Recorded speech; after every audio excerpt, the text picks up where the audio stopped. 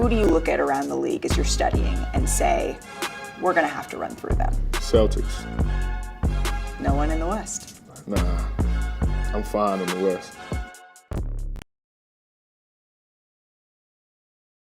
Are you sure about that?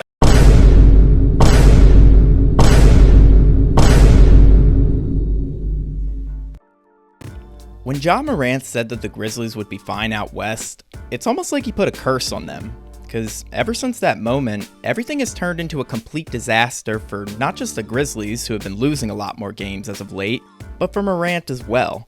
And in light of Ja's recent allegations, he's quickly becoming one of the NBA's most hated players. So in today's video, we're going to be taking a look into the allegations against Morant. We'll learn why he's getting hated for these moments, and at the end of each story, I'm going to be determining whether the criticism he receives is fair or not. So without further ado, let's get started. Number 1. Fighting a 17-year-old over a pickup game? Last summer, Morant invited a 17-year-old basketball prospect over to his house to play a friendly game of pickup basketball. However, things got unfriendly pretty quickly as the two were throwing some hard passes to each other while checking the ball up, and according to the 17-year-old, one of those passes accidentally hit Ja in the face. Morant didn't take too kindly to this, as he then stepped up in the boy's face and asked one of his friends, "Do I do it to him?" After one of his friends responded yes, Morant swung, hitting the boy in his jaw with a closed fist, knocking him to the ground. He then continued beating him while he was down, striking the teen 12 to 13 more times, while another one of Ja's friends also jumped in on the assault. When the fight got broken up, the teen apparently told Morant that he would be coming back with arson to light up Ja's house. In the initial police report, Morant then allegedly went inside his house and came back out with a gun in his waistband and his hand on the weapon. However, according to multiple eyewitnesses, that part of the story didn't actually happen, so I won't act like it's true. But with everything else that happened, this is still a pretty bad look for Morant. Now, according to Ja's side of the story, he believed that the teen meant to throw the ball at him, and when you combine that with his threats of arson, Ja claims that his actions were purely out of self-defense. Although, that doesn't explain why Morant felt the need to continue punching him on the ground after he already sent a message with his first punch. Not to mention the fact that the 17-year-old's threats of arson came after the fight had already been broken up, so I don't buy that as an excuse. Finally, even if the ball was thrown at his face intentionally, Morant needs to learn how to control his emotions better than this. Like, I understand it's frustrating in the heat of the moment, but at the end of the day, he has to realize that he's a grown man, and that he cannot go around beating the life out of a minor for that petty of a reason. So for that, Morant definitely deserves the criticism for this story. Number 2. Threatening a mall security guard. Morant had a very busy summer in terms of legal troubles because just 4 days before he fought that 17-year-old, Morant and his friends got into some more trouble by getting into an altercation with a mall security guard. It all started when Morant's mother was shopping at a Finish Line store inside the Wolf Chase Galleria. She apparently got into an argument with one of the store employees, so she called Ja, who showed up to the mall shortly after with a group of 9 people. A security guard then approached the group and asked them to leave the premises. Now, there aren't too many details about this story, so I don't know exactly how everything went down, but what I do know is that one of Morant's associates allegedly shoved the security guard in the face.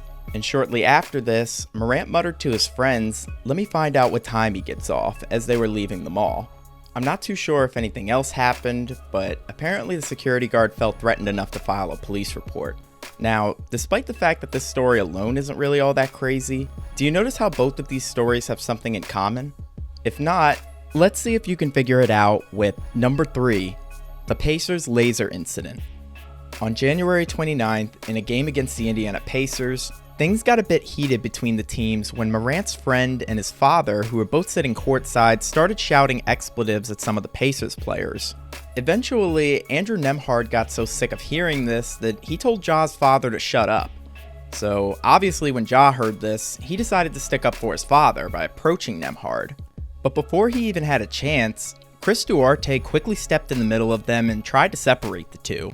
However, Morant did not appreciate Duarte touching him, so he retaliated with a small push, although this only led to a minor altercation that was quickly broken up by their teammates.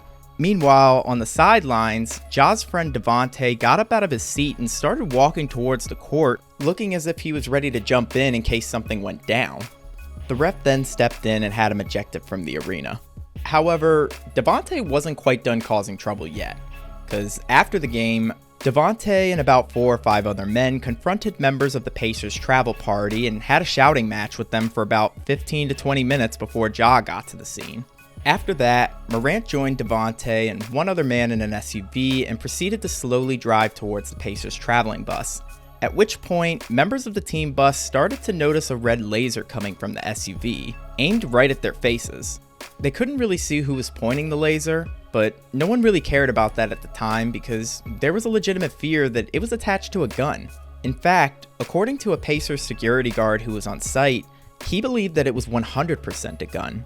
Although the NBA did investigate into the situation and they are not able to confirm that information. Regardless, in the aftermath of everything, Devontae Pack is now banned from attending any games at the FedEx Forum for the next year. Shortly after finding out the news, Ja took to Twitter to express his dissatisfaction about the whole situation, claiming that they're all lies in order for the media to paint a negative image of him. Nah, all that stuff, pretty much false. It's been proven. That's all I got to say on it.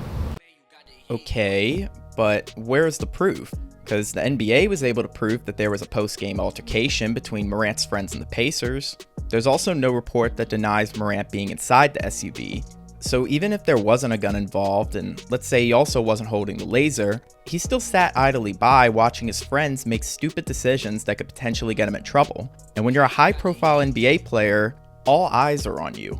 So you can't risk your image by getting involved with stupid stuff like this. So while I don't think Ja did anything super wrong here, I do think that he needs to stop hanging around people that are going to put him in these bad situations. Because this time it may not have been a gun, but if he keeps hanging around these friends, then the next time it may.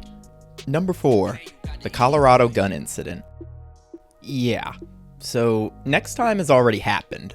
After playing a game against the Nuggets, Morant went to a strip club in the Denver area and decided to hop on Instagram Live. In the video, Morant is shown dancing around having a good time, but the problem arises when Morant reveals a gun and starts waving it around. Now, of course this is dangerous because 1, accidental shootings do happen, and 2, we didn't know whose gun that was. And if Morant was the one holding it, then there's a decent chance that it's his, meaning that he would have also brought it into the stadium with him, and that would have been a big problem, because according to the CBA agreement, if a player brings a firearm into the stadium, they would automatically receive a 50-game suspension, which would have been detrimental for both Morant's career and the Grizzlies' season. But fortunately, he only received an 8-game suspension after the NBA investigated and they couldn't find any evidence to suggest that the gun belonged to Morant or that he brought it into the club with him. So really, he only borrowed it for a few minutes to flex on camera. Still a really dangerous situation, but it wasn't as bad as we initially believed. Morant has also taken accountability for his actions and even attended a counseling program in efforts to improve himself. So with everything that's been said, it's hard for me to be overly critical with him about this. While yes, I do think it was a poor decision, I also think that Morant has realized that he's made a mistake. And now that the situation's been made public, I think it's made him realize that he needs to make changes in his life. Of course, only time will tell if this is true, because some of the sacrifices he'll have to make aren't going to be easy. Like, Ja's probably going to have to cut off some of his old friends, and he's also going to have to change some of his current habits. But I do still think he can do it, and I hope he does, because Morant is such an exciting young player to watch, and I've always had high hopes that he would go on to live the career that Derrick Rose couldn't. But if Morant doesn't change his ways and get out of this lifestyle sooner rather than later, then his career will end up more like Gilbert Arenas', and ultimately, he would just be another NBA what if.